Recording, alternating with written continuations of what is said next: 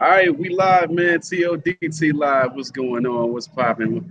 It's your host, D. Stanfield, the professional, man. I'm here with Andre the Torch Robinson, man. What's good, Dre? Bang, bang, bang, bang, bang, bang. What's good? What's good, baby? We are here live. I am live in Williamsburg, Virginia, man, at Hooters. Believe it or not, we are broadcasting live at Hooters. That is the music that you hear in the background. Make no mistake about it. We are turning up in an empty Hooters with I think they got about two servers, two cooks. Hopefully they're not putting no special sauce in anything that I'm eating tonight. But you know, we're gonna navigate through it regardless. Oh, shoot. Wow. Dre, man, how is it going, man, on your side of town, baby? On my side of town, it's copacetic. You know, I'm trying to stay away from anybody with the flu. Absolutely, as you should. A lot of flu bug going on. Yeah, that's crazy, man.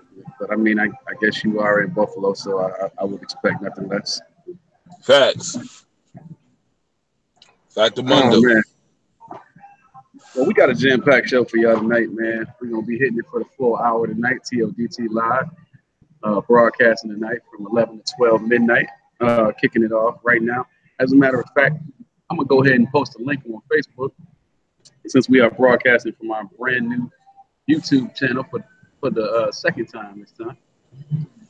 Eventually, we'll be able to broadcast from YouTube and Facebook and IGTV. So stay tuned for those updates as well. But right now, we are on the YouTube channel.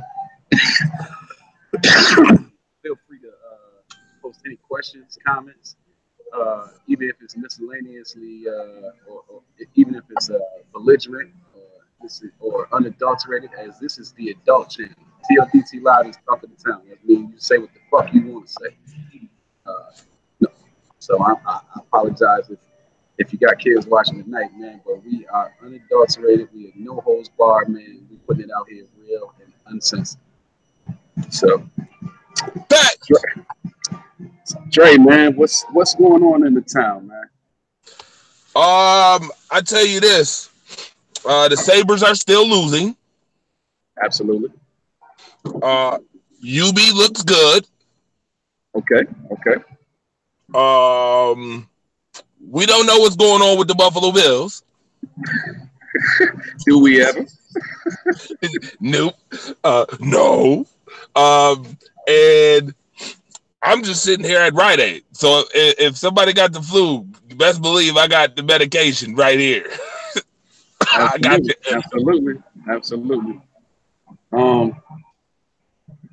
Man, I got a lot for us to talk about tonight. I got a couple things in my inbox that I wanted to touch on. I want to make sure that we touch on too, man. So for sure. But we usually start off with me giving the hot takes or giving the subject matter. So I'm gonna start with you tonight, man. And I know where you're going to start the show off. So we're gonna kick this thing off with some fire, man. Just to recap with y'all, on Saturday, Robert Kraft was indicted on charges of solicitation, and today, not today, but yesterday, it was put out that he was caught not once but twice in Jupiter, Florida, for solicitation and prostitution. And the speculation or the word is that they had videotape of the actual encounter actually going down. Now, Robert Kraft, just for everybody that doesn't really know Robert Kraft, I believe, is a 78-year-old man. 76, I'm sorry. He's a 76-year-old man going on 77. And at the age of 69, he lost his wife. And now he has a 39-year-old girlfriend. Robert Kraft is very well known in terms of being a philanthropic individual. He contributes to the various communities in the Massachusetts, Boston area, if you will. He is also the owner of the widely respected but also widely hated New England Patriots. And so make no mistake about it, for everything that he does well, there are also some some things that he does that is not so widely respected or shall we say frowned upon. And so I know my partner Dre got a take on Mr. Kraft. So, and we spoke about this a little bit yesterday, but we're gonna go a little deeper today, man. So, without further ado, man, Dre, tell me what's in your head. Tell me what's going on right now. So, I want to shout out first and foremost Pat Freeman, the mighty Oba from Power 96.5 right here. He has a great show, sports show. And I actually, he's my mentor. So I actually was talking to him about this Robert Kraft situation yesterday. Actually today. But, we talked about it yesterday. And I said, hey, Robert Kraft, how you feel about it? You got caught, doing such and such. And he gave me a hot take out of this world. Okay. And I want you to listen carefully to this hot take and tell me if you agree. So he was telling me that, Robert Kraft, being 76 years old, do you think that this is really his first or second time paying for trim? Tell me I didn't say this last night, but go ahead. Keep going. Right, you did. So, all right. So this guy, all of a sudden now, he's probably been paying for trim for a long period of time. All of a sudden, out of the clear blue sky, out of 1,500 clients, his name is the first name to be brought up in the media. Another point that I pointed out. Wonder why. So, you know how they said there was bigger people, there was people bigger than him in the situation. And I said, yo, what if Donald Trump is involved in this whole ring? And Pat said, no. What if Donald Trump set the shit up? Let me give you some premise. Wow. So let me give you some premise. Remember in 2014, Donald Trump was trying to buy the Buffalo Bills? Absolutely. So Bon Jovi made an offer for $800 million. Now we're talking about the standard business model offer for a franchise. $800 million. Donald Trump put in $860 million.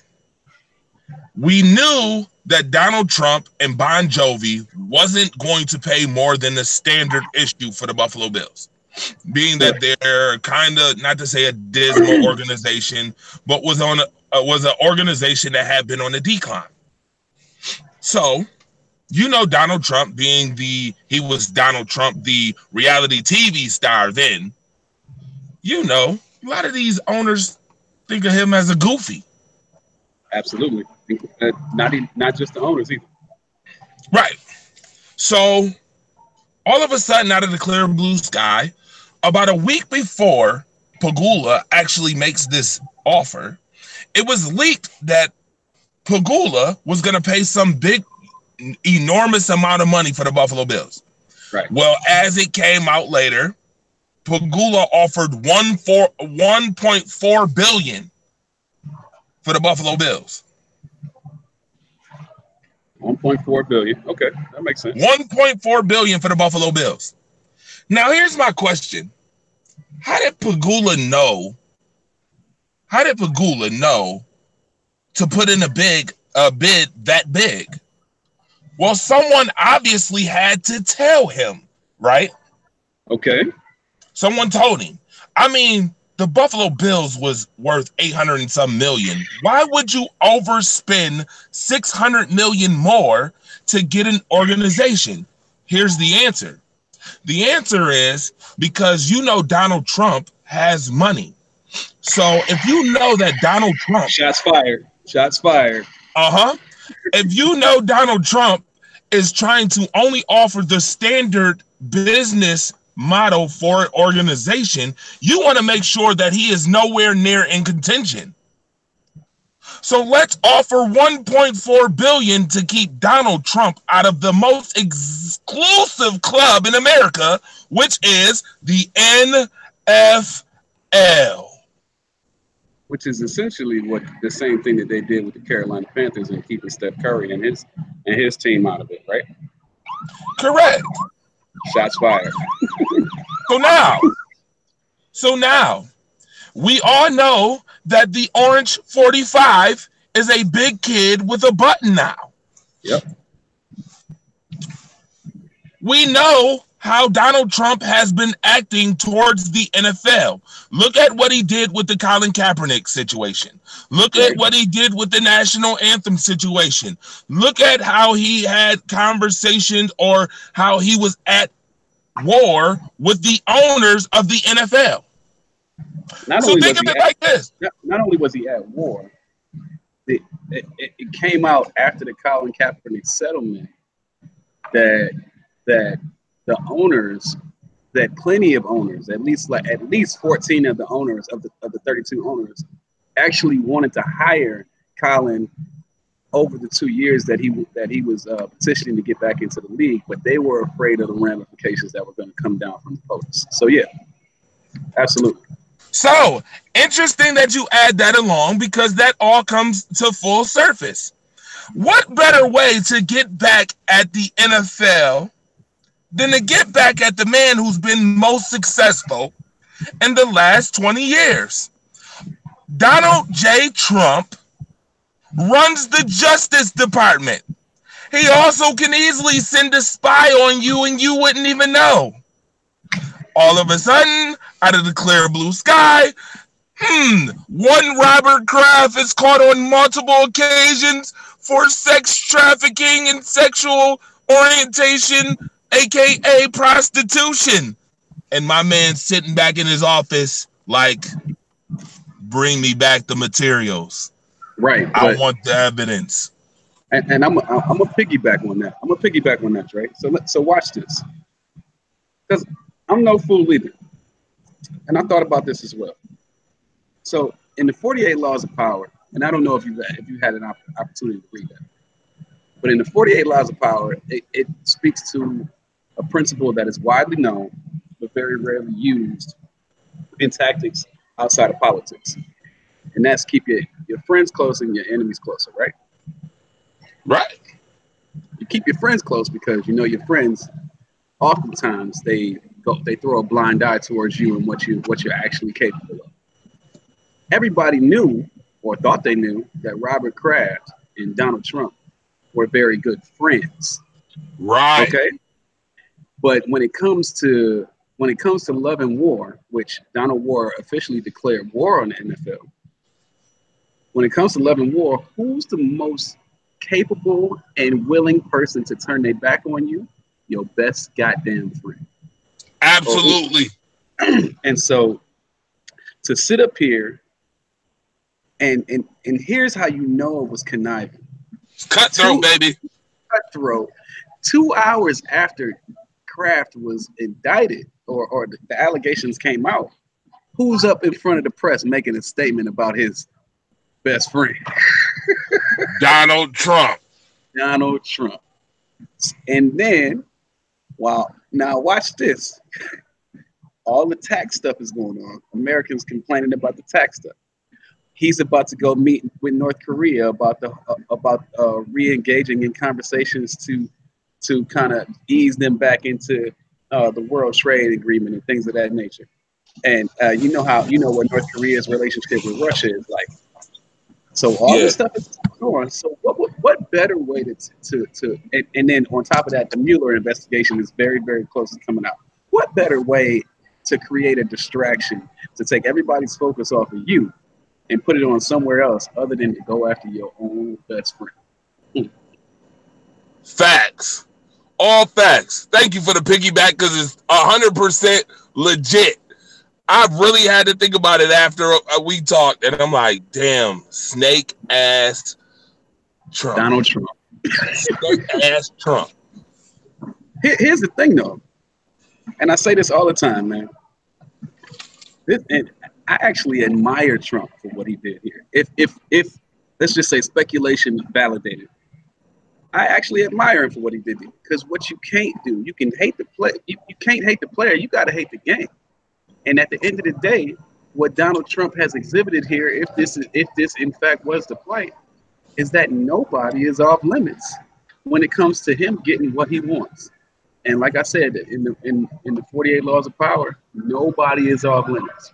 You present yourself friendly until you get in the position where you can create the leverage that you need, and then you snatch it. Cutthroat, ruthless. So now, while you and one other team, the Carolina Panthers, happenstance evolving into this conversation again, while you and another team are headlined and speculated to be the front runners in getting Colin Kaepernick, all of a sudden, right after you finish dancing on stage with Cardi B and helping out Meek Mill and taking pictures with multiple black public head figures and this, that, and the third, all of a sudden, Jupiter, Florida comes out with solicitation allegations against you and other power players, in which you are not even in the top 5 in terms of the power players, but only your name gets put in the league. I wonder why. And I wonder who is in charge of all that. Wonder who's spearheading that. Donald J. Trump. Probably the person that appoints the FBI director, the person who kind of knew about the raid and all the information before it actually came out. That same person. Yeah, that same person. Donald J. Trump, 45. 45. Not the good 45, the bad 45. Yeah. Well, neither one of them were very good. The other 45 had to change back to 23 so you can get the chip. But, we're not going there either. Let's not do it. Don't hurt their feelings, D. You can't be bringing down their superheroes. Hey, man, listen. It's a thing called fantasy, and it's a thing called reality. And I think on TODT Live, I think we pride ourselves in living in the real world, man. Absolutely. So I touched on something last night that our good buddy Ron put into the atmosphere, and just for the viewers that happen to be viewing right now, Ron put it out there that he felt like he basically felt like Robert Kraft should lose the team and be banned from the NFL forever. I starkly disagree with that take. But Dre, I don't think we had an opportunity to hear what your take was on that in terms of what Ron said versus what your particular punishment would be. So I did want you to delve into that, considering the fact that Robert Kraft could easily, if the videotape was there, he could easily be found guilty of these allegations. So I'm interested to hear your take on that. And take into account, before you give your take into account the political climate right now. Sex trafficking is a huge ordeal right now. So, I mean, even company that I pride myself in following, Delta Airlines, has taken active stances against sex trafficking and child pedophilia and things of that nature. So please take that into consideration when you're making your assessment. Awesome. So, I think we didn't get fully into it. I said the whole organization could sink or swim. What I mean by sink or swim is just what happened in Rocky, I want to say 4, when Drago said, if he dies, he dies. Yeah. That's my take on it. If he dies, he dies. If he doesn't, well, then he don't die. My thing is you already know, if he's found guilty, the NFL has to sanction him. That's a have to situation. And if 45 is involved, he's done. He's done for. I can guarantee you he will lose that spot flat out. Especially if 45's done involved. Let me ask you this, because you bring that up, and I'll say this. The FBI constructed this investigation. If 45 was in fact involved and anywhere near that parlor that seems to have the out of this world experience going on that I spoke to last night, if 45 is anywhere near that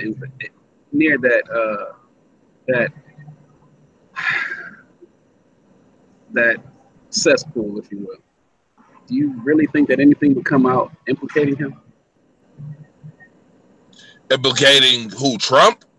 Yeah, Trump himself. Oh no, because Trump can tuck his tail.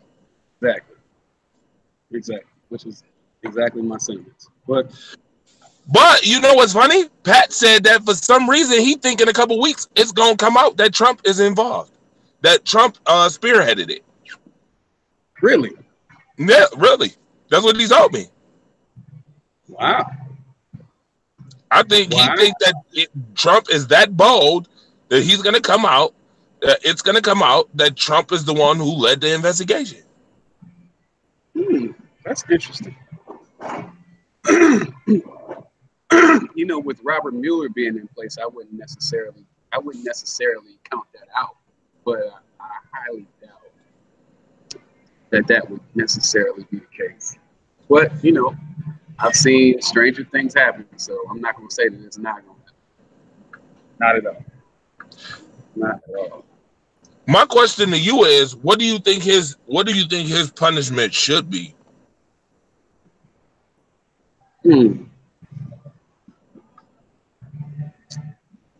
What do I think his punishment should be? That's a tricky conversation.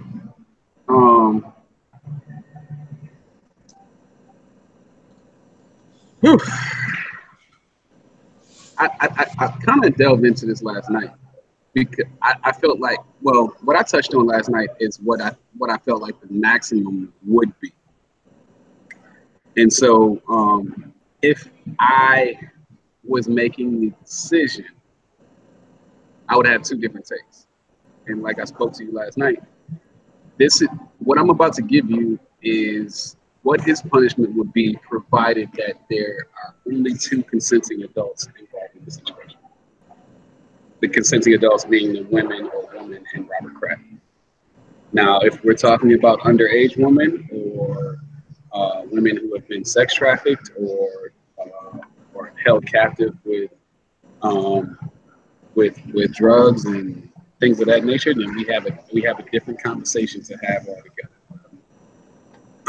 But if it's just two consenting adults that, you know, for one reason or another may have found themselves in the same place, soliciting each other's companionship one way or another, then I could see myself giving Robert Kraft a $500,000 fine,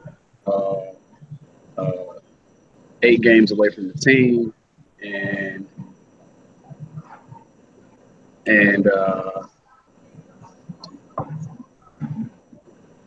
maybe, I'm not sure if I would take a draft pick.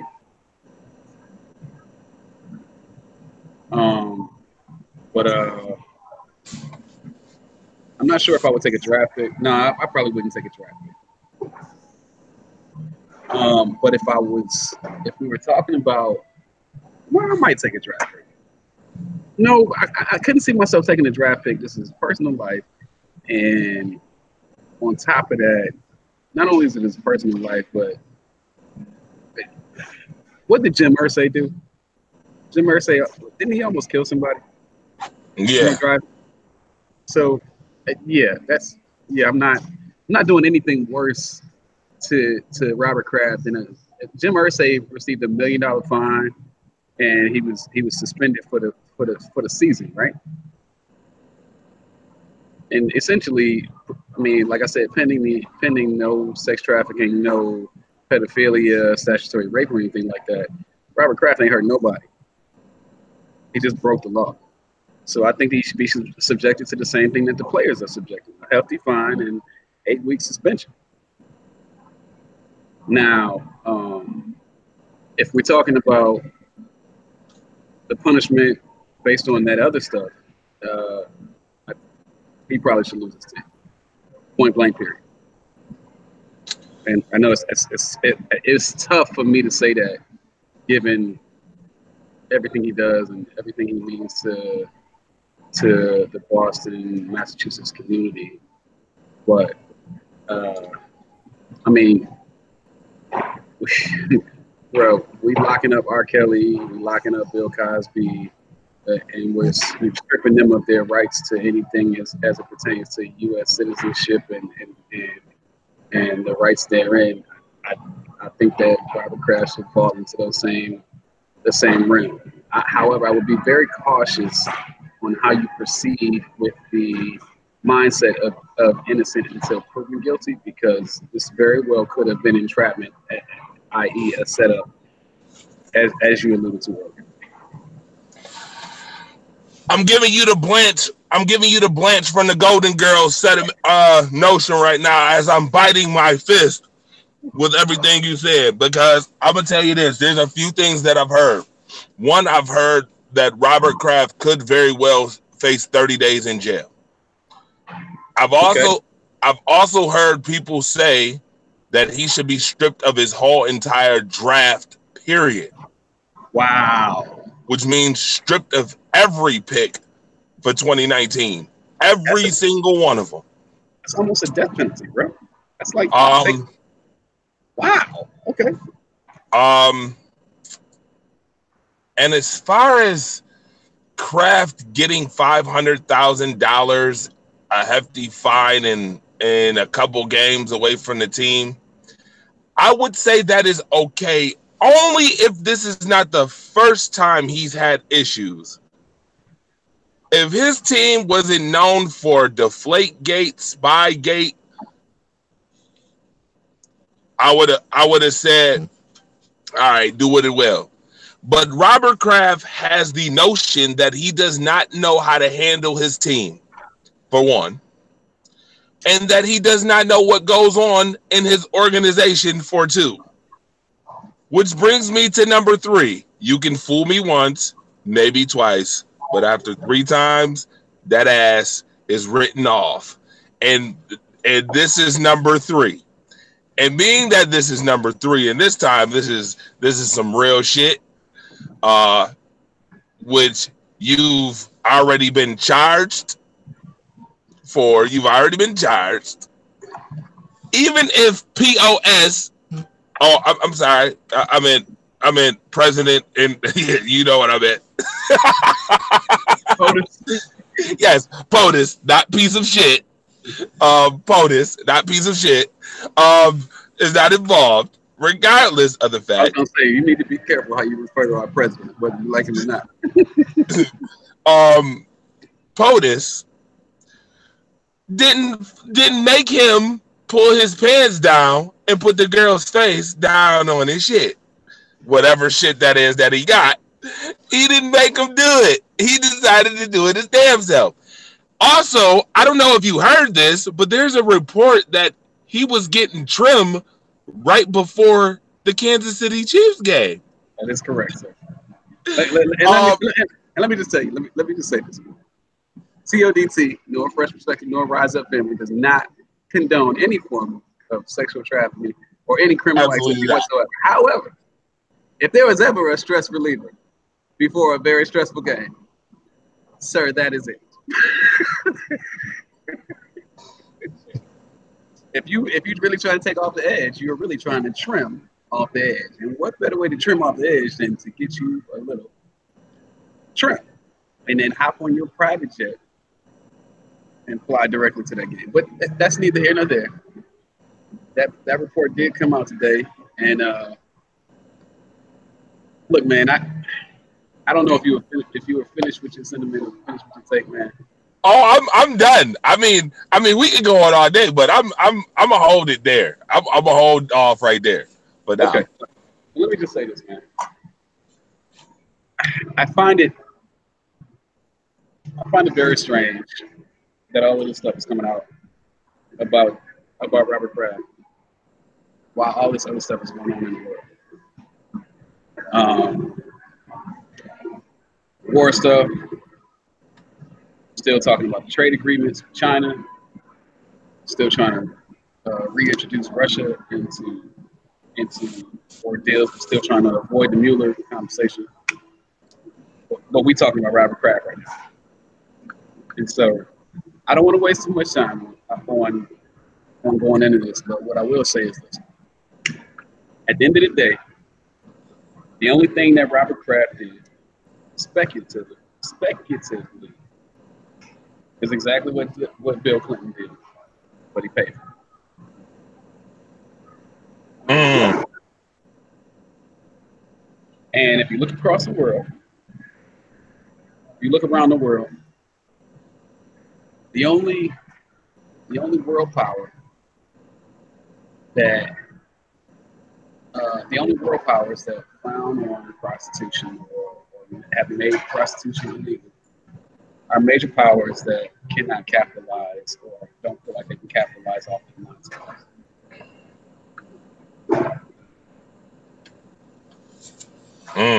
You look no further than Dubai, where they are peeing and pooping on women for thousands and thousands of dollars.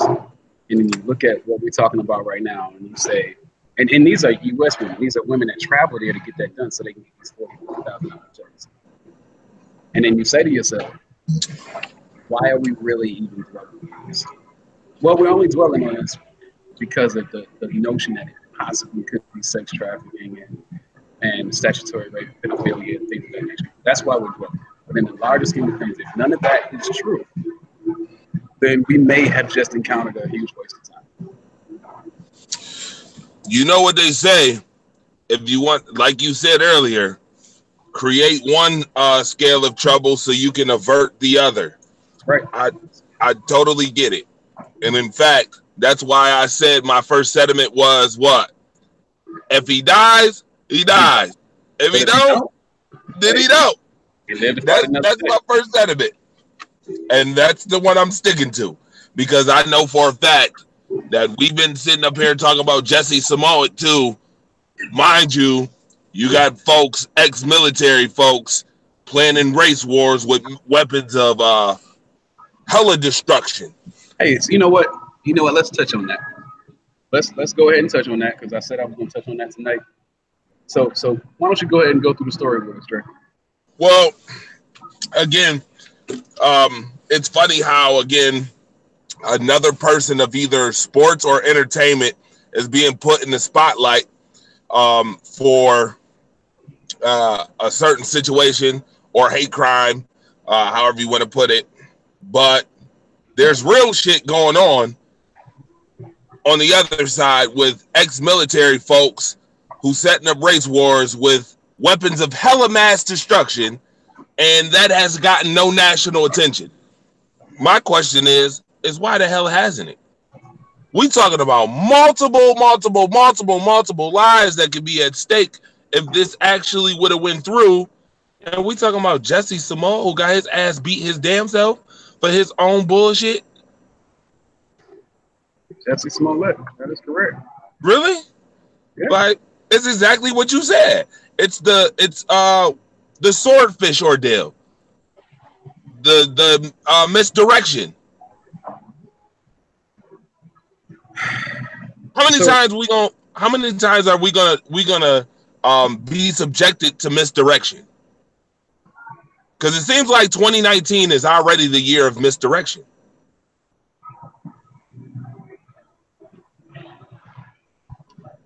So here's the thing. Here's the thing that I have. Here's the thing that I have against this entire idea. We spend all this time talking about why we're ignoring this and why we're ignoring that. And I just got through having a conversation with my Fresh Perspective guys about how the media needs to be held accountable as it pertains to directly as it pertains to the stories that they go after and what they attract, things of that nature. That makes sense. So we have here a situation where an individual, former military, like you said, had a collection of, I think it was 50 plus weapons in a van with unlimited artillery and military grade shit. Right. It was essentially planning an assault on humanity. And for what purpose? To start a race war. To start a race war. Now, essentially, and correct me if I'm wrong, but essentially, is this not conspiracy to commit a hate crime? Yeah. But we have heard nothing about this, right? Nothing. And I can guarantee you, I can categorically guarantee you that by the time we actually hear something about this, the play is going to be mental illness, because that's what they always do. Yeah. And Yeah. and you can't tell me that you can't essentially tell me that the narrative doesn't support that that that story, or the story doesn't support that narrative. Because here's the truth of the matter: he's former military. They're going to say he has postpartum, not postpartum, but what is it called? PTSD. PTSD, post-traumatic stress disorder. They're going to say he suffers from post-traumatic stress disorder. They're going to say that he wasn't in his right frame of mind, and that the U.S. officials and law enforcement did their job. But if the U.S. law enforcement and officials actually did their job, and not to say that they didn't do their job, because nobody was harmed in this particular incident, but here's the thing: this is a revisit to the conversation that we have about gun control. Now, before I delve into this, let me preface this conversation by saying I am pro-gun. Have always been pro-gun. Will always be pro-gun. I'm not from the South. I'm from Buffalo, New York. But let me just be honest with you. I feel the same way about guns that most people feel about illegals, if you will. If you do things the right way, you should not be withheld or restricted to your constitutional rights that our forefathers have set in place for us.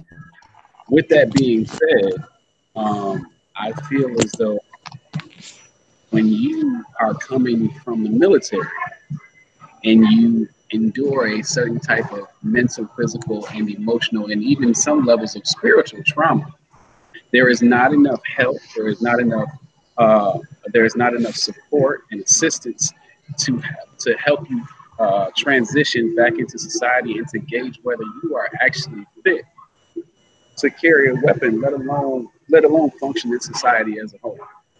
And so when you think about all of those variables and you put them into, and you culminate them all into one, it kind of causes one to ask himself, are we as a society and are we as a country prioritizing things in a manner that is going to be beneficial to our civilians? And the answer is absolutely not. Absolutely not. You can look no further, because here's the thing. Let's say this incident does go off and he kills a bunch of people. Where does he go? He goes into the prison system, right? He either goes into the prison system or the mental health facility. Mm-hmm. But more than likely, the way that they've treated our veterans over the years, for the most part, he's going into the prison system. When you go into the prison system is advertised as being a rehabilitory institution. But does it rehabilitate anything? Absolutely not, unless you are in a place that is similar to like the San Fernando Valley, California areas, where they are grooming people to be firefighters and tech specialists. And then you have to enter into those programs and be accepted into those programs.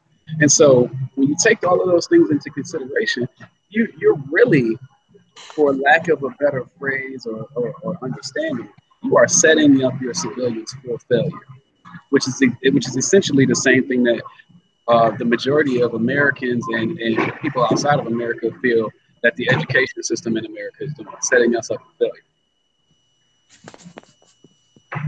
And so to bring this thing full circle, man, I firmly believe that the reason why the media is not held accountable for their actions and their promotions into the things that are going to that are more of a detriment than they are a help to our society is because what that does is it promotes more people going into the prison system, which also promotes more free labor and essentially puts us at more of a deficit than we ever were.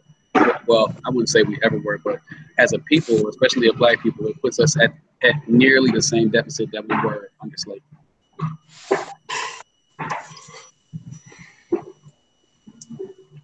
I'm sorry for going on a rant, man, but that's personal for me, man. So how do you feel? Nah, it's all good. I was listening. It was I mean, you put everything together. You piece by piece, put it all together and brought it full circle to the point where I understood it totally, and I really don't even question anything. I have a question for what you said.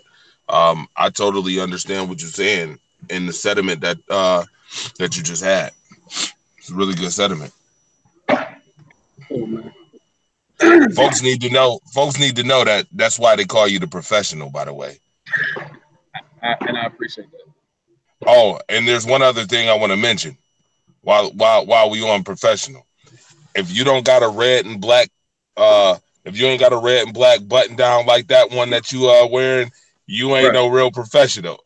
Bro, let me tell you, when I saw you wear yours last night, Yeah. I was like, oh man, great minds think alike and fools seldom differ. Yep. Yep. The only thing I ain't got is my fitted to put on backwards. That's come on. Facts. Factual. Hey man. But I did want to cover one more story, and let me.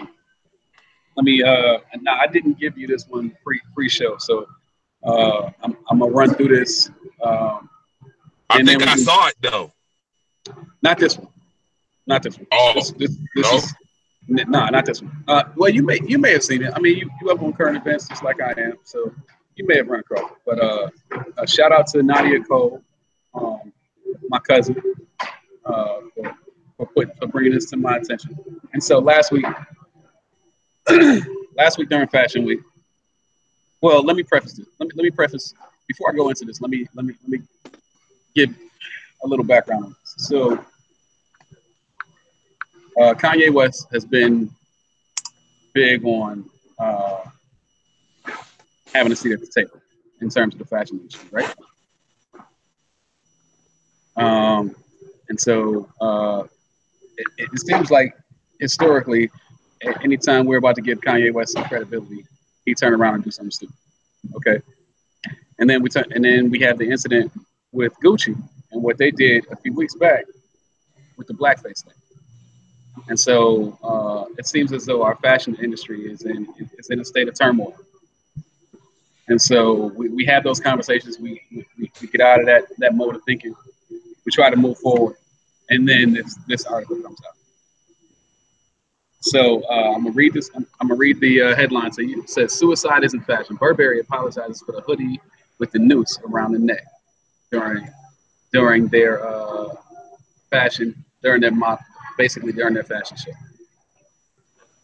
And so I'll read a little bit into this. I'll read a little bit into what exactly happened. So it says, "First, fashion brand Burberry has apologized for showcasing a hoodie that featured a noose around the neck during its show at London Fashion Week. The retailer said it has removed the item from its collection after criticism from one of its own models, which led to online backlash. And this is the apology that they gave. "We are deeply sorry for the distress caused by one of the products that featured in our A&W 2019 runway collection," Marco Gobbetti, Burberry Chief Executive Officer, said in a statement provided to CNN.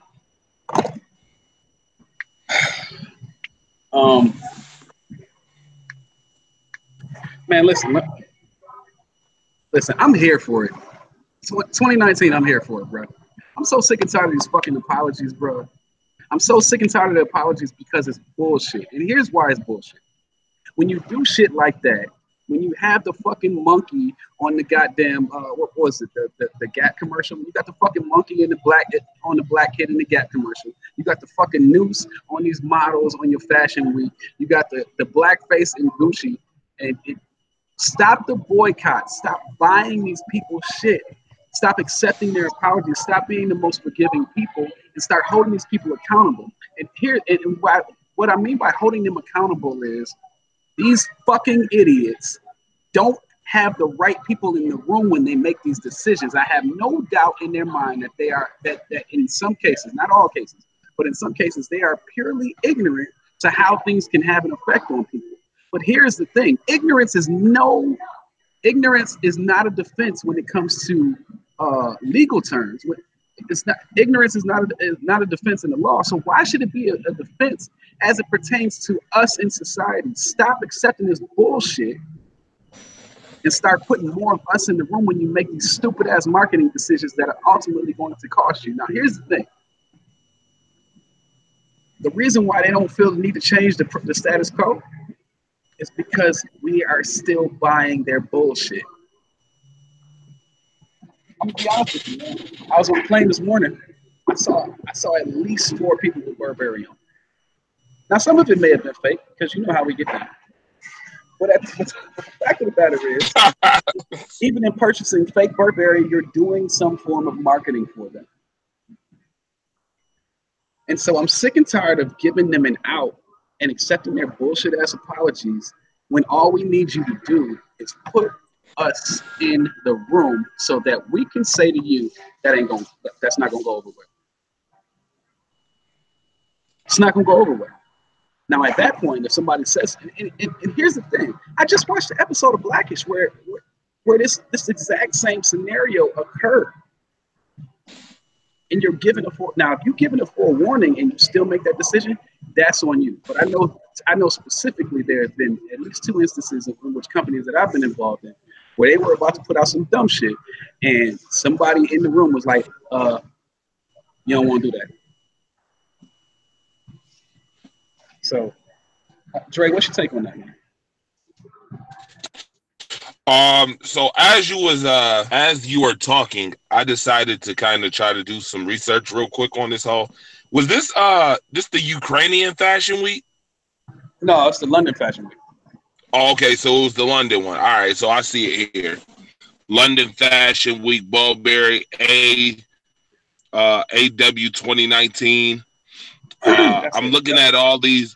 I'm looking at all these different designs they had, and I'm looking for the news. What did it look like? Do you know that? As a matter of fact, I have it, and I'll send it over to you too. I really wish we were on our other platform so that I could put it online. But I'm gonna send this over to you, Dre. Yeah, because I noticed they got a lot of different designs in this. Yeah, I see Christian Kane, Westwood. I'm looking at all these joints. I see Gucci. I see Burberry right here. Okay. The Burberry fashion. The Burberry joint. Yeah, Burberry right here. This I'm looking at. I just clicked it. I'm trying to see. Okay. So if you click the link that I just sent you. Yep. I see it. And I'm gonna do our viewers a solid. I'm gonna post this link on the page as well. Post this link on the TODT page as well. So I want you guys, for anybody who hasn't seen this, I want you guys to actually see this and read the article.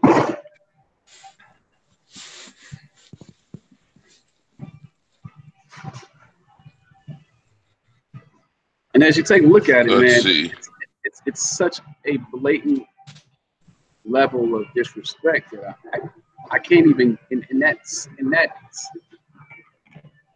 can't even give it a pass, bro.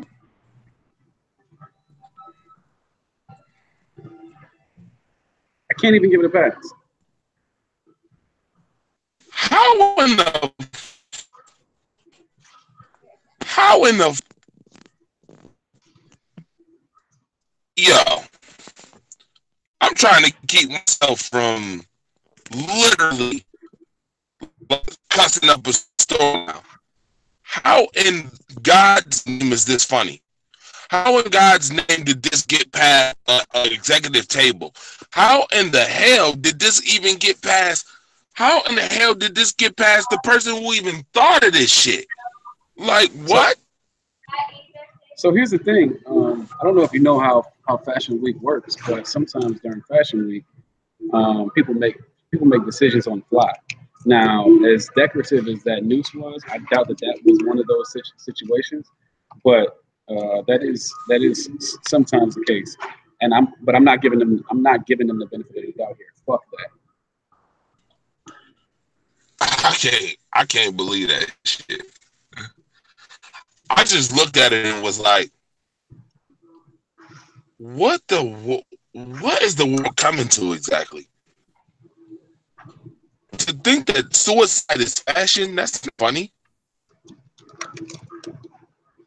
Well, here's the thing. Dre. I'm not even talking about the suicide. What does the noose represent for us? Oh, slavery. Captivity. So I'm going way past the suicide thing. Way past it. And I think that a lot of people skipped over it because the model was white.